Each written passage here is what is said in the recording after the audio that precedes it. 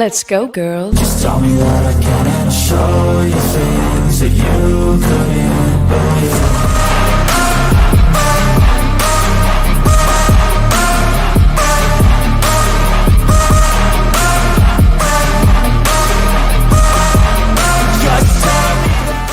Go! It is WTF, Women Talking Football, not to be confused with WFT. We are the Women, a pair of producers for Dave Campbell's Texas Football and Dave Campbell's Texan Live. I am the executive producer, Ashley Pickles. Sitting over there, pushing the buttons, running the computer is the AP, the associate producer, Mallory Hartley. Howdy, Mal Pal. Hey, guys. Good to see you again, as always. I'm sending a tweet letting people know that we're live. Is our thing on? Yeah, it's working on Twitter. Okay, good job. Because it must have been on a different time. I think it has been, because for Republica football yesterday, we couldn't get the Twitter stream up, and I was really upset because I was like, man, like, it's just me and Craven today. Like, I want to put this on Twitter, you know. Thank goodness Ishmael wasn't here. Yeah, no, I'm kidding. My gosh. I mean, I was saying that all day yesterday. Yeah, I know. We were very happy he wasn't. No, I'm kidding. We missed him dearly. But I was like, man, like, the Twitter stream won't go up. I wonder what's happening. So I was like, hopefully today it'll go up, but it looks like it did. So let's freaking go. Good stuff. So we are here, whether you're watching us on Facebook, YouTube, Twitter. I don't think we're on Twitch. Twitch hasn't been working either. It is what it is. But we're here. And if you're listening to us later on the podcast version, which you can subscribe to on the podcast vendor of your choice, make sure to hit that subscribe button. Whatever podcast vendor that you have, Spotify, Apple Music, Google Podcast, anything. If you click the subscribe button, it'll let you know when there's a new episode. So if we ever have to switch it from a Thursday, you're not freaking out going, where's WTF? But yeah, hit that subscribe button. We would very much appreciate it.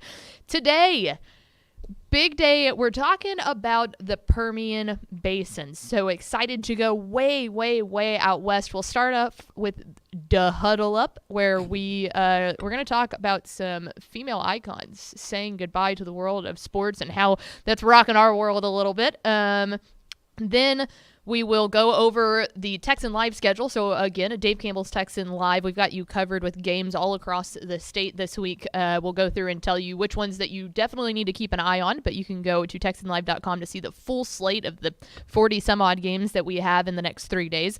Then we'll start talking Permian Basin. So we're going to bring on Kayler Smith, the sports director at KMID Big 2 Sports out there in the Permian Basin, to get her thoughts. And then in the final part of the show, Mallory and I will talk all about the Permian Basin. So we are excited and looking forward to that.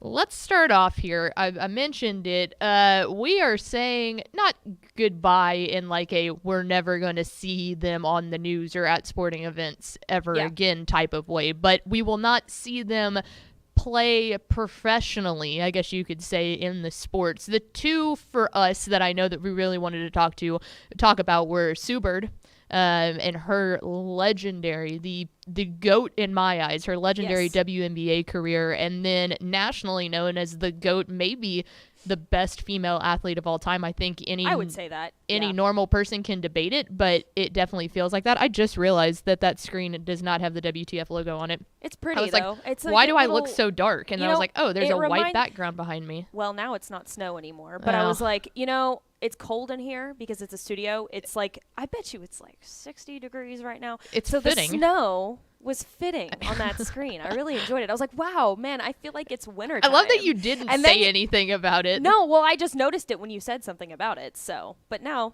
it's our logo, so it looks really pretty. There we go. That's better. Look, now I look like I'm actually here, and I'm not like lurking in the shadows of the Dave Campbell studio. This is my lurking pose, I guess, by the way. I don't know why. It looks even funnier because you can't see my arm. You look like a monster. Anyway. A pretty blonde monster. A pretty blonde monster. Yeah, there's probably a lot of people that would agree with that.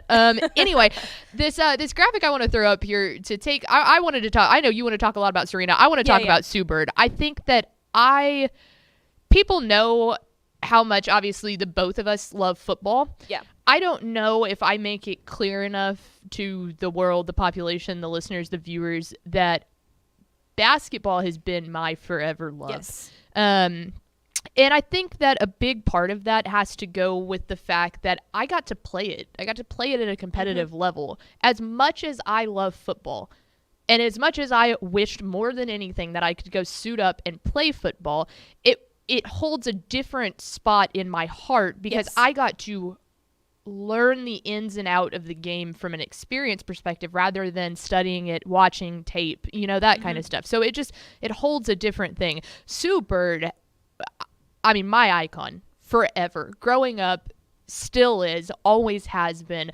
I felt like she and Diana put the WNBA on the map. They said, hey, look, how much more do we have to do to prove to you that it doesn't matter if it's men playing the game. It doesn't matter if it's women playing the game. Yes, there are key differences. You don't see a lot of women out there dunking. You don't see a lot of men taking it in for a layup all the time because they can just dunk or they're just going to jack up three-pointers. Exactly. It's a different style of game, but I think what they did is prove to people that basketball is basketball, man. Fundamentally, you're playing the exact same sport. The way that it's played is different. It's the same thing in a football game of getting to choose your offense. Are you a slot T team? Are you a spread team? What is the difference between that? Just because you play it differently doesn't mean that the game fundamentally is not played the same. And I think that's what they did, and why Sue Bird always meant so much to me was the fact that she went out there and proved fundamental basketball is fundamental basketball. And yes, I'm a Spurs fan. Yeah. When it comes to the NBA, I am a fundamentalist through and through. I love fundamental basketball. I think it is so fun. It was the way that I grew up playing it. It was the way that I was taught. Let me get in my old man bag there. It's just like, that is basketball to me, and she did that. So throw up that graphic real fast because her reach in the sport was just unbelievable. 4-time WNBA champion in 04, 10, 18, 20, all-time WNBA assist leader, 21-year pro. She was drafted number 1 in 2002 by the Seattle Storm. 13-time WNBA All-Star, 8-time WNBA all WNBA selection, 5 times to the first team, 3 times to the second team, all-time WNBA leader in wins with 333 wins, and a member of the W25 team, the 25 greatest and most influential player in WNBA history. And I mean, there were a bunch of times where we thought that, this has to be the final year, and what she was able to do at the age that she is at, it's exceptional for any athlete. We glorify any athletes that play their sport to the highest level for so long, and Sue did that. And so just thank you from all the little girls out there that grew up playing basketball or loved basketball. Just had to get that off because it's just one of those things, man. I got goosebumps right now. I was tearing up watching the final game. I saw you tweeting about it. It's just, she was the queen that changed basketball, and we had to spend some time talking about that. Yeah. And then you feel the same way with Serena. Right. Well, and I think that you can kind of say the same thing about Serena Williams. I think that, like Sue Bird changing the game of basketball, I think that Serena Williams really changed the game of tennis. And I haven't been a tennis fan nearly as long as you've been a basketball fan. But, I've played it, just casually for the last couple of years. And so that made me want to start watching tennis a little bit more. And watching her, of course, playing tennis is like watching Sue Bird play basketball. It's just on another level of a professional sport. And I think that she changed the game of tennis forever. She is 40 years old. She's got 1 child. Yeah. And she still plays that sport like it's the easiest thing in the world for her. And of course, like this past Friday, she did end up losing the U.S. Open. Yes. Remember that Paris Open? Anyways. Anyway, I couldn't think of the Paris Open or the France. I called it the France Open. You still don't have it down. But anyways, Serena ended up losing the U.S. Open. And then she, of course, announced her retirement of the sport of tennis. But, man, yeah, she plays a sport like no other. And to look that good and to be that good at the age of 40, to have that kind of athleticism that she displays is unlike any other. My favorite part of watching Serena play is I think that a lot of people could say that tennis is more of a lackadaisical sport. You know, play tennis, yeah. Like I did. I used to play tennis, but I still do, but it's not for competitive reasons. Yeah. But you can say, oh, it's a pastime, or, oh, older people go to the country club and they go play it on the weekends and stuff to see. One, if you really know tennis, you know it's unbelievably competitive. But to see the level of competitive fierceness, I think is the best way to really put it into terms that she would show up with on the court. I mean, it was admirable for anything. Like you want to attack your life like that in any stretch. And I think that she forced people to recognize that that kind of energy, that kind of passion can be displayed in anything you do. So I think hers was heard worldwide. And to just see a person be that good at something is mind-boggling. Right, yeah. Like you said, tennis is typically a casual sport. But to see the kind of force that she puts on her serves and stuff, that's scary. Yeah, and then like, they can do it. All these tennis players, all these WNBA players, these soccer players, half the time they're out there playing when they're pregnant. Like, right. Women are dope. Yeah, they are. There's the official stance of women talking football, but women are dope. And that, like, they are two that have shown in their careers how powerful that can be. And so we had to spend some time. There's no way that you can have two legends retiring within the same a couple of days and us just maul over it because it's not football. Right. So there you go. Shout out Serena. Shout out Sue. Big fans. We love you. Now we'll get into what you really came here for, and that's some football talk. It is the Texas high school football weekend. It is week 3. There's week 2 of college football, but we're going to specifically focus on the high school realms here. Let's tell you some games to watch out for on Dave Campbell's Texan Live. Going to start off tonight, 7 o'clock. I think the big headliner here for me is Klein Collins and Summer Creek. That'll be Turner Stadium. Jay Dunson on the call there. Cy Ridge and Langham Creek could be a fairly decent game, but I think Klein Collins and Summer Creek at 7 o'clock p.m. tonight is the one to keep your eye on. Moving on into tomorrow night, where the meat of the meat and potatoes are, I would say that the absolute headliner live on Texan Live at 7 o'clock p.m. at Galena Park ISD Stadium. Westfield and North Shore. Spring Westfield and North Shore have looked like the two top teams. Katie has something to say about that, obviously. But let's focus on these two. They have been two of the top teams. If you'll remember back to last year, it was Spring Westfield in week 3, the exact same week, that handed North Shore a loss in the regular season. They broke a 16-game win streak. It was turned everybody's heads. So it's one of those things. John Kay and his Red Mustang squad is going to be very focused on, I would assume, that game. Yeah. From last year, looking for a little revenge, and Coach Mike Meekins and his Red Mustang squad, if you notice a pattern here, are going to be focused on ruining their season again. I say ruining. They won the 6A Division I state championship, but you never know. A perfect season. 6-6. There we go. Thank you. They will have a 1 in the loss column.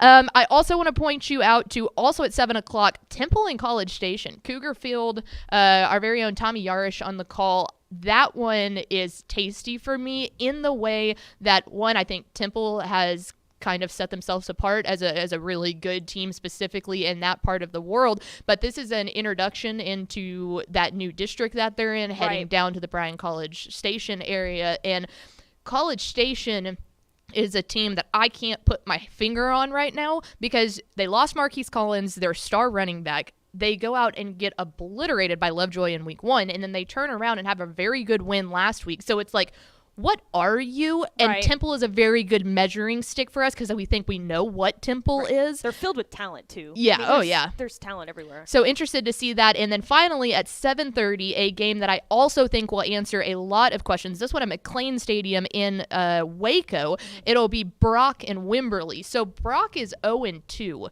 You saw Brock last week. I did. I saw Brock last week, and I'm telling you, they are an unbelievably good 0-2 team. You look at their region, and I don't think they should have any problem getting through it. They could be 0-4 at some point if you look at the rest of their schedule. But this Wimberley game will be a big question because they lost to PG, Pleasant Grove, and then they lost to Wichita Falls Hershey. Those are two teams that are classifications bigger than them. And that one last week against Hershey came in overtime, so they played them unbelievably well. But this is another classification difference, a 4A playing a 3A Division I in Brock. So I'll be very interested to see if they can go out there and beat this Wimberley team. That says really, really good things about Brock, which I'm telling you after seeing them, they are fine. Yeah.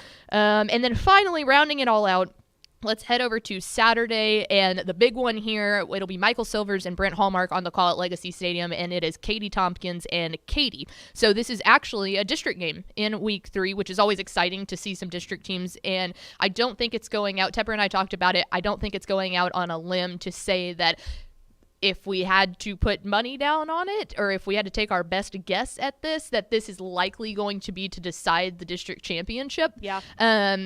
there are plenty of people that could prove us wrong with that, but I think Katy is the clear-cut favorite. I think that Tompkins has their chance to really solidify either one. They could pull up the upset. I'm not saying that they don't have the skills and the players to be able to beat Katy. I don't think it's likely, but I think that it is there if they have an exceptional game. But they could definitely solidify that number 2 spot in that district. So there you go. We have plenty more games than that on TexanLive.com all weekend. So make sure to join us along and see all of our guys all across the state hard at work.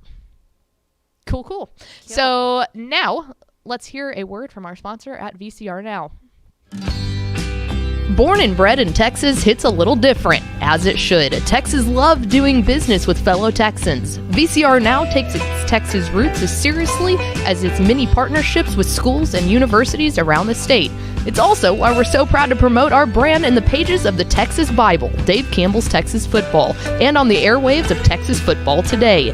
Driven by producing quality broadcast video, state-of-the-art audio, and LED video scoreboards at affordable prices, VCR Now makes sure to listen to your needs in its athletic department before recommending the next best steps. Building great products is our business, and it's our focus on building meaningful, long-term partnerships with our clients that sets us apart. From our 24/7, 365-day help desk, the training lab in our hometown of Red Oak, or our sports marketing business plan that puts money back in the hands of our athletic departments we support, VCR Now is built to last. Reach out to us today at info@vcrnow.com or by calling 855-GO-VCR-NOW. Again, that's info@vcrnow.com or by calling 855-GO-VCR-NOW.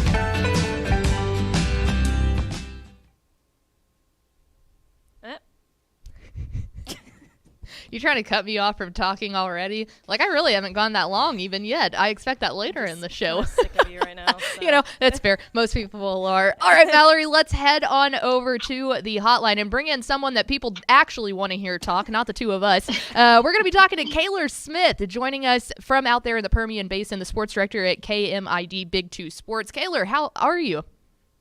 I'm good. How are you guys? It's Thursday night. We got football happening tonight. We're excited to get going. Mm-hmm. It is game day. So a big thing we like to do on the show is allow people to tell us a little bit about yourself. Give us an elevator pitch, kind of your background story and how you ended up out there in the Permian Basin area. Yeah, sure. Well, I don't have too extensive of a history because I just graduated from the distinguished Missouri School of Journalism, but I did work there for 2 years at the NBC affiliate in Columbia and got those, kind of initial 2 years under my belt before getting a job out here in Odessa, Texas. Not the prettiest part of the world, but it sure is a good time. I'm enjoying it. So that's basically it. Good. Our managing editor at Dave Campbell's Texas Football graduated from Mizzou, so excuse us if we have a little bit of bad taste in our mouth about that. That Mizzou mafia is all over the place in places you wouldn't even expect it. It really is. So I want to ask you, obviously, you went to school over there in Missouri, and Missouri's got pretty good high school football and stuff. When you got to the Permian Basin, I mean, everyone has seen Friday Night Lights. Let's be honest. We knew. Sure. I'm sure you had some sort of an idea, but was it shocking to you that when you got there, you realized, oh, that's not just how it was in a movie. I'm talking like that's how it is in real life. Yeah, sure. I mean, obviously the passion is there. I feel like nationwide, that passion for your local teams is going to be there no matter where you are in the country, especially in small towns. But the big difference is seeing these massive stadiums, like these college-like stadiums that hold 20,000, upwards of 20,000 people, that's the biggest difference to me. But I'll tell you what, I was out at my first Permian game ever of my career last week. And I feel like because I had read the book, I totally could feel that energy of like how important it was to people there. Well, and see, that's the funny thing, because when you take a look at the Permian Basin, you're not just covering those big schools. We'll talk about those first, though. There's the big schools, and then, I mean, really, you have every kind of flavor of Texas high school football out in that area. So let's stick to the topic of the big schools. You were just at a Permian game. You've got Midland. You've got Midland Legacy. When you take a look at the Andrews, even, we can consider 4A Division I in there. When you take a look at these big school programs, what are the vibes that you're getting early on in the season? I'll tell you that I think I was most impressed by Legacy, and I don't think that's a shock to anybody, right? By Legacy right out of the gate in the preseason. They're obviously picked to win their district. I think they're probably my favorite to win that second district of 6A.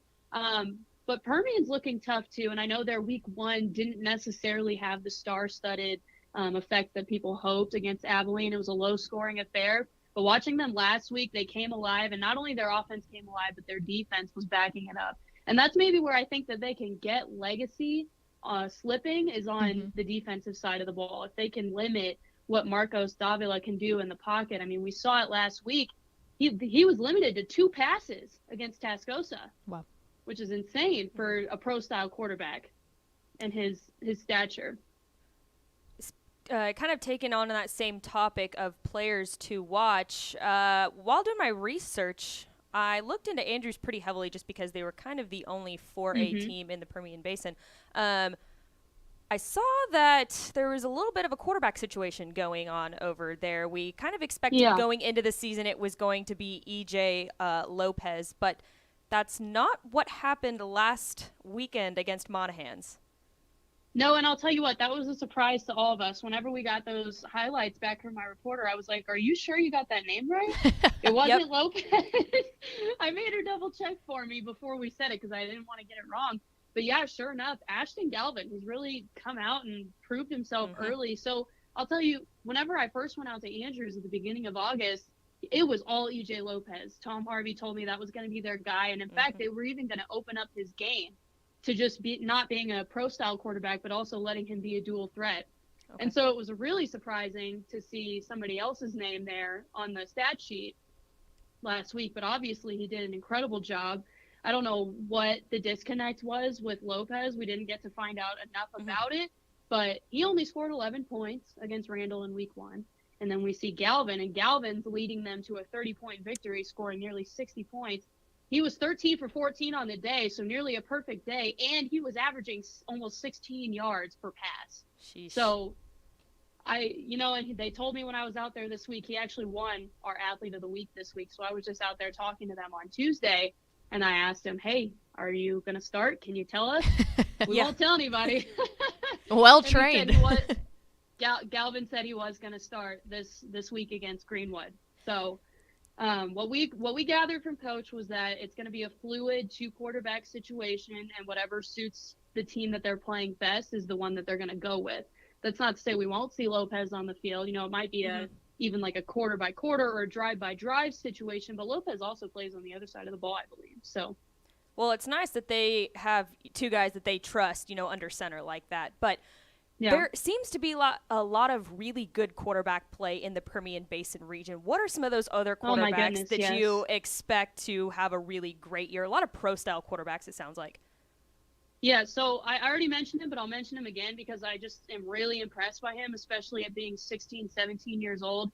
Is Midland Legacy's Marcos Davila. He's already got, in the teens of Division I offers. He just earned his 4th star. He actually came into this season a 3-star quarterback with about 15 D1 offers. And then after 1 week, after their first game, he got upgraded to being a 4-star. So that just, shows how explosive he's coming out in his junior season. I was really surprised to see how much he was limited last week, but that might have more to do with Tascosa's defense than it does necessarily, his performance. So he's one that we're going to be watching all year long, and we expect more out of him. And he's expected to get his 5th star by his senior year. That's the crazy part. He's only a junior. Yeah. Yeah, definitely one that we've been keeping on our statewide radar. She's Kayler Smith, the sports director of KMID Big 2 Sports. Kayler, a couple more questions for you here, obviously. So that's talking a little bit about more of the big schools. Before we get to the 6-man ranks, because there's plenty to talk about there, I do want to stop and head over to 2A, because the Wink Wildcats, which Coach Brian Gibson has been doing with them, just kind of turning into a perennial powerhouse here. But, I mean, very, very impressive wins so far over Reagan County and over Ozona. What can you say about what you're seeing from what seems to be a very high explosive Wink offense? I think it comes with trust. These guys have played together for a long time together now. And not only that, but trust between a quarterback and a coach is so important. And of course, quarterback is coach's son. So he's an explosive player, and you see his, stars shining right now. And I think it's all just coming together for them right now at the right time. And then I want to go ahead and dive down into the 1A ranks. First off, how familiar were you with 6-man football before you ended up in the Permian Basin? Not at all. Not at all. In the Midwest, they play 8-man mostly for the smaller schools. Interesting. Yeah. So obviously there is kind of that District of Doom. We're planning on talking about it a little bit more later, but want to kind of get your take there. When you look at District 7, 1A Division 1, so you've got Garden City, Rankin, Borden County. I mean, that's a power nexus in the 6-man ranks. Sure. What have you heard around there? You know, is there a lot of fun feuding in the Permian Basin over those 3 teams? I think so, actually, especially between Rankin and Garden City, because those are 2 that we're expecting a lot out of this year, and Rankin's already shown that they're gonna give us that this year. I think they scored upwards of 60 points last week, which I know isn't super unusual for 6A or 6-man, excuse me. Mm-hmm. But Rankin's one that we're following closely for sure, and then Garden City, I think, is going to give them a run for their money too. And we're going to talk about this a little bit later as well, but when you think of the Permian Basin, usually what comes to mind is Odessa Permian, right? The powerhouse, Sure. The history behind that school, their state runs all the years back. We're curious, do you see any of the Permian Basin teams getting back to that level anytime soon? Pretty much you can talk about all classifications. Yeah, so I would say my favorites right now to go far this season, and I've got them written down here, is Legacy. They're my favorite for the 6A Division 2. Andrews, they're my favorite of our 4A Division 1s. But Fort Stockton, that's another one that I've got my eye on this year. I think they're just right on the cusp of something great. I mean, they've had great seasons the past 6 or 7 years. They just haven't broken that barrier in the playoffs.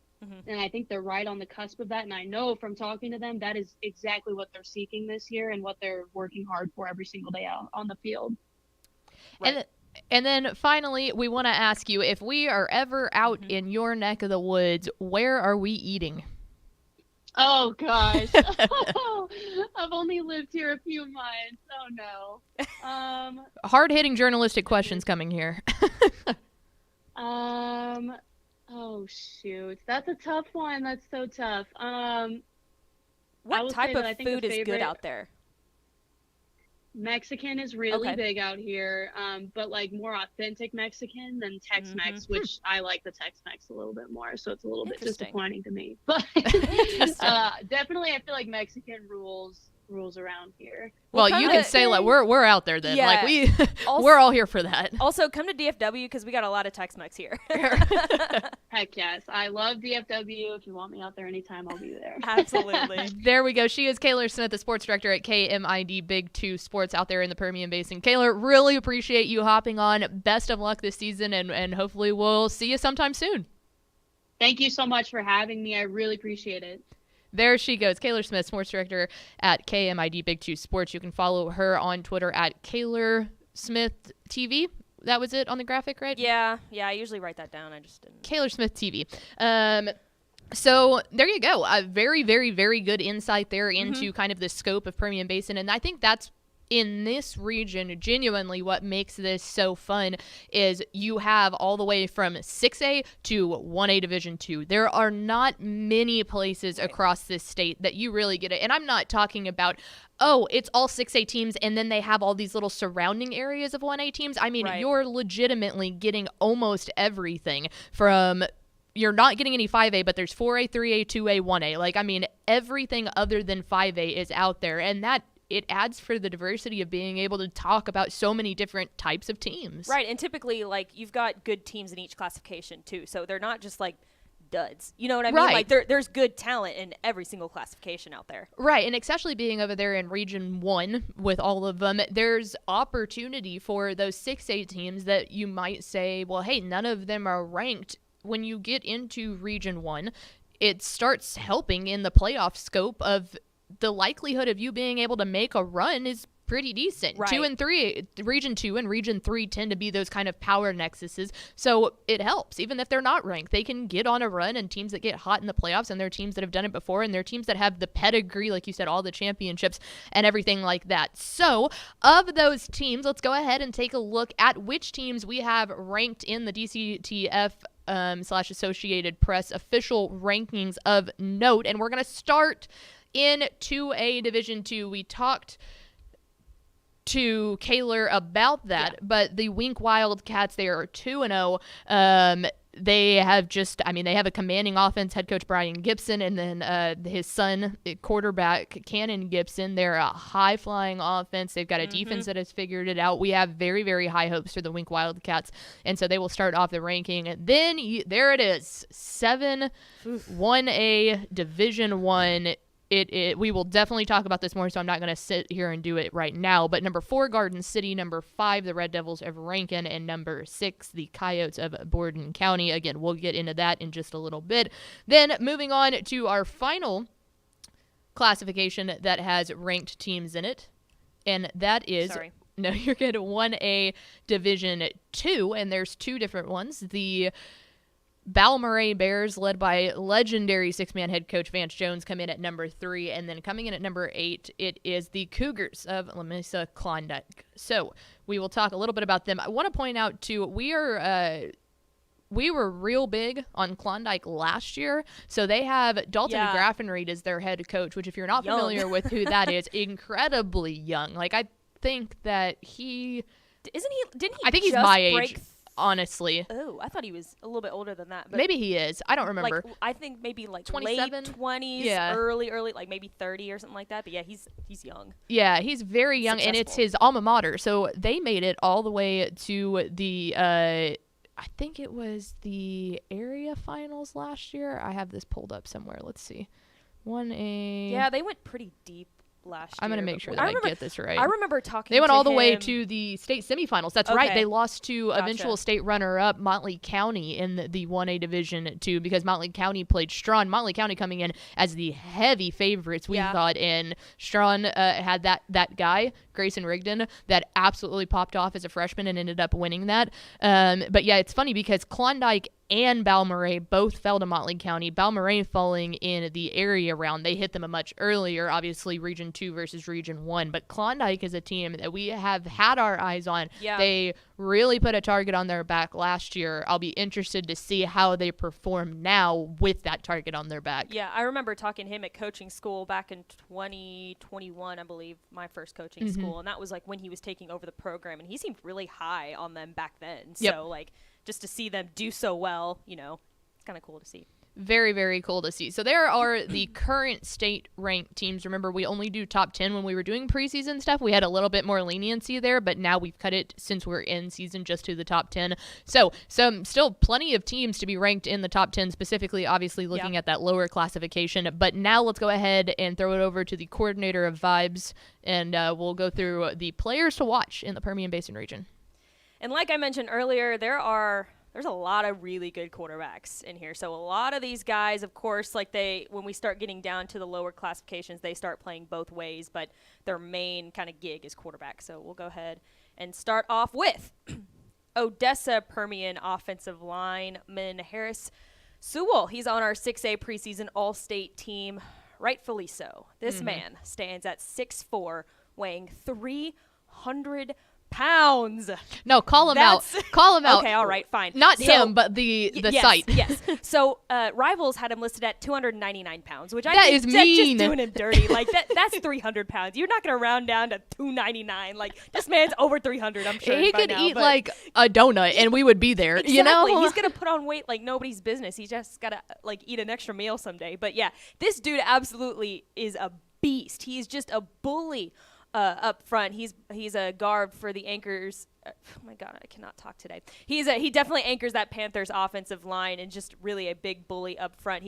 What's super interesting about him is that his main gig he's a guard, right? But he also can line up at center, so he can also snap the ball, which makes him super versatile. Yeah, and he's also he's got offers from everywhere. He had offers from Texas A&M, Alabama, Arkansas, Auburn, but he ultimately committed to Clemson back in May. So rightfully so. I was going to say his top 5 were Clemson, A&M, Texas, OU, and Alabama. If that's not the most like elite list of elite, then I don't know how you can get better than that. But it's funny because we talked about it a lot, and we'll keep kind of hashing this out. But like I feel like everyone's judgment of the Permian Basin is Friday Night Lights, just because that's what people get. Like, this is picture perfect. If you were trying to convince someone like, oh, Friday Night Lights, like, Harris Sewell is who you put in front of him and say, yeah, like this kid, you know? Exactly. And also, I wanted to point out, too, they're able to run the ball, obviously, a lot better right now because with him being up front and kind of like the tone setter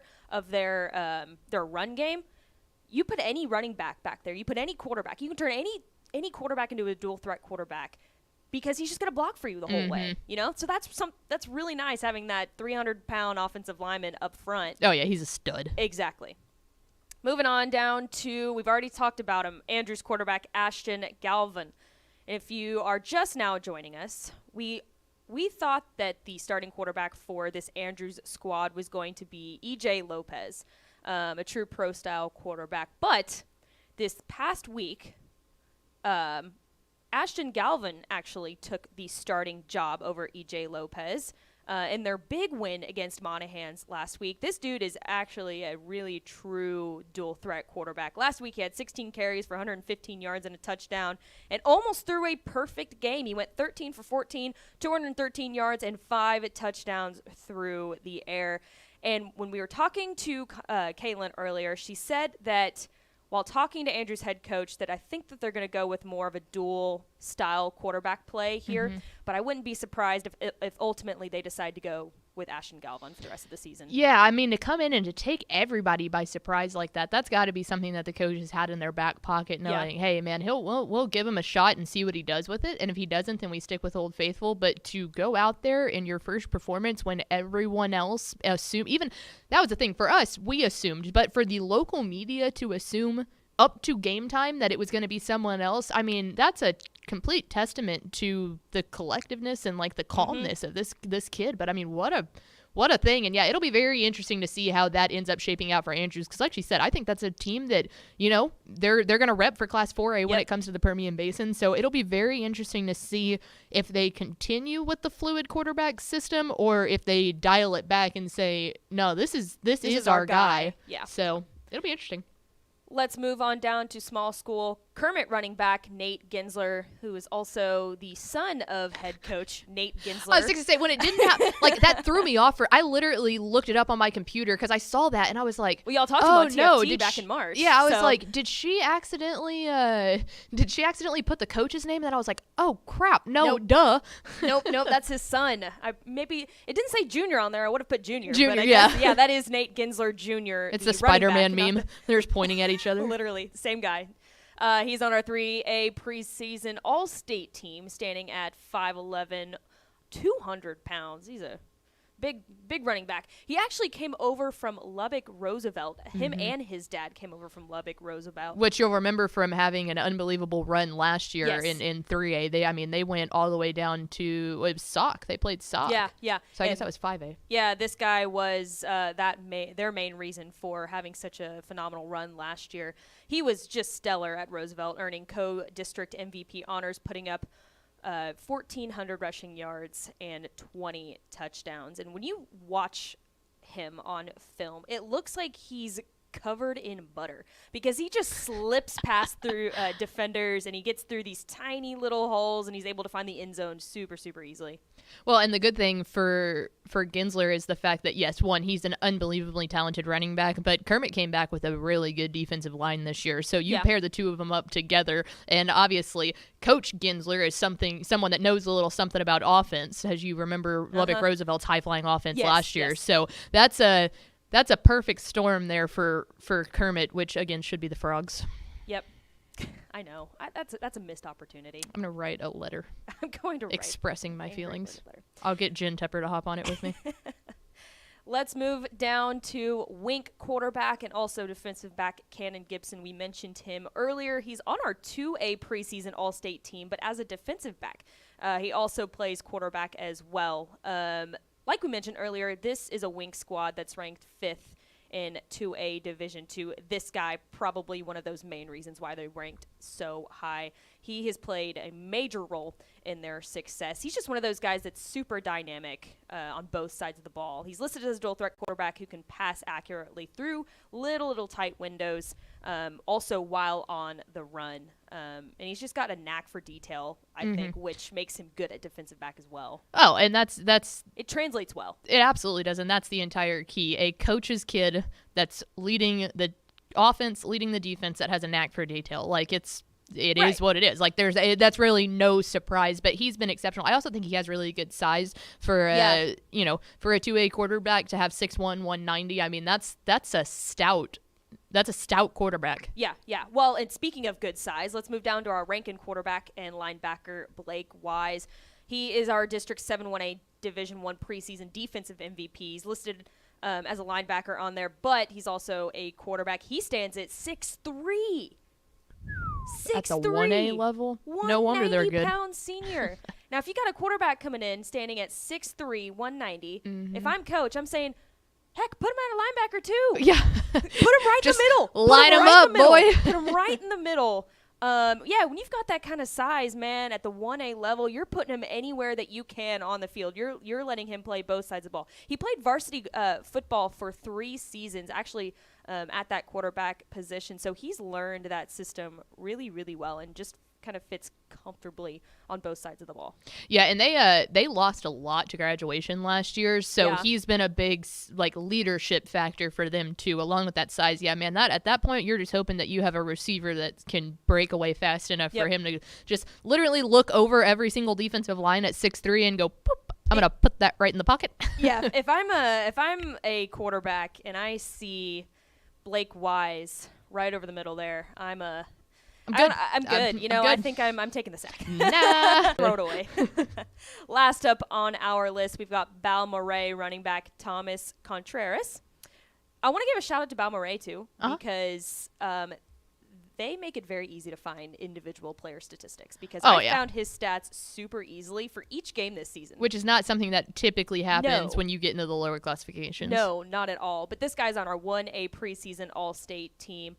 And if you remember, you throw it all the way back to 2020 when Balmorhea played Richland Springs in the 1A division. Help me out here. Division 2 state championship. Which was funny because that was the game that was played in San Angelo, the state championship game, because it was. Yep. Yes. If you throw it back all the way to 2020. This guy was the story of that game. He really led that team to a win. 4 touchdowns in that game. And, of course, he returns for his senior season. Already has 457 rushing yards and 7 touchdowns only through 2 games this season, which is freaking amazing. He really showed out in their win over Van Horn last week. 35 carries for 289 yards and 4 touchdowns, one of which being a 71-yard touchdown on the ground. Yeah. This is a well-known name. I don't think just around that part of the world. I think it's a well-known name around any part of 6-man football. I think so too. Even better than that. I mean, even kind of bigger than that. But yeah, He's a lot of times we talk about needing that one guy. He is that one guy, but then Balmorhea also has the supporting cast to back him up. But he's unbelievable. So there you go. There's your players to watch in the Permian Basin region. A lot of really good quarterback play. I always like regions that have a really good quarterback play because I think it's exciting. It's exciting, and especially when you got a lot of pro-style quarterbacks like that and they can throw really well. I think it's super interesting. It absolutely is. Let's round this all out with a couple of storylines to follow, and we will start off with the one that we told you that we were going to wait to talk about, and I think I called it District of Destruction. Is that what District of Mass Destruction. Not just Perfect destruction. Name. It's mass destruction. And it's funny because when you think mass destruction, you think mass, you think large. We're talking about very, very small teams here, so we want to go back to it. Let's talk about District 7 1A Division 2. You have number 4, 5, and 6 all in the same thing, and this was a district that really caught our eye when realignment rolled around because I believe Garden City was in the district, but Rankin got dropped in there and Borden County got dropped in there, and that's really big because Borden County has a 14-year streak of winning district championships, and you want to take a look at the rest of their schedule. They're all 2-0. None of them have played each other. Rankin in week 1 really caught our eye because they had a 53-30 win over Balmorhea. And as we said, Balmorhea is 1A Division 2, so it is a big classification jump, especially at that level. You're talking the difference between having 15 kids to the difference of having 8 or 9 kids sometimes, you know? So that is, that's big. But to go out there and beat them by 23, that really caught our eye. So Rankin is definitely on there. Borden County, they have played Lubbock Kingdom Prep. They beat them. They completely whooped Meadow last week. But they've got to get through Claude, Rotan, Abbott, shout out Coach Crawford, Garden City, and Rankin. That's all still left on their schedule. So it's not just those two teams. The other two, it's basically just those two teams, those two district games that really should cause any bit of a ruckus. But, I mean, they're taking on Abbott. That's a state-ranked contender, you know? So that'll be very interesting. But that is absolutely one of the most fun districts to keep an eye on, regardless of classification. That's a power nexus to have 4, 5, and 6 in the entire classification all in one district, especially with realignment. So we're not just going to get this fireworks factory this year. We'll get it next year, too. I think every time that we have done a storyline like this on WTF, I think the most that we've had in a single district were 2 ranked teams. I don't think we've seen a district yet with 3 ranked teams. A single district. Right. So this is unbelievably impressive. Well, and it's crazy to me because it's not like it's number 1 and then like 9 and 10. Yeah. You know, it's not like 1 and then 10 and then 15, but they're like right there. You know, I'm talking 4, 5, 6. Right there. Which makes it harder come playoff time because they're all going to probably beat each other. Exactly. You know? No, it's just going to be a tussling match out there in the Permian Basin, and we're going to be sitting there looking at the rankings going, what do now, you know? So anyway, definitely keep an eye on that. If you're a big school snob, write it off, but we're telling you that's fun. Yeah. And then lastly, what we want to talk about, and I'm also proud of this, the glory days. Is it a thing of the past or is it the future? We've hit the nail on the head a lot here, and you can't talk about the Permian Basin without doing this. You'll remember it was, Midland Legacy, formerly Midland Lee. They had their run. Yeah. Odessa Permian had their run, and that's what people know the Permian Basin as. They don't necessarily think of Balmorhea. They don't necessarily think of the 14 consecutive district championships by Borden County. What they think about is the big school teams that had their heydays back in the 70s, back in the 80s, that entire legacy that happened. So it's definitely a thing of the past. We know that. But is there the potential to have the future? And I think as of recent, it's been Midland Legacy. Coach Clint Hartman will text Tepper every single time and say the Rebs are back, baby.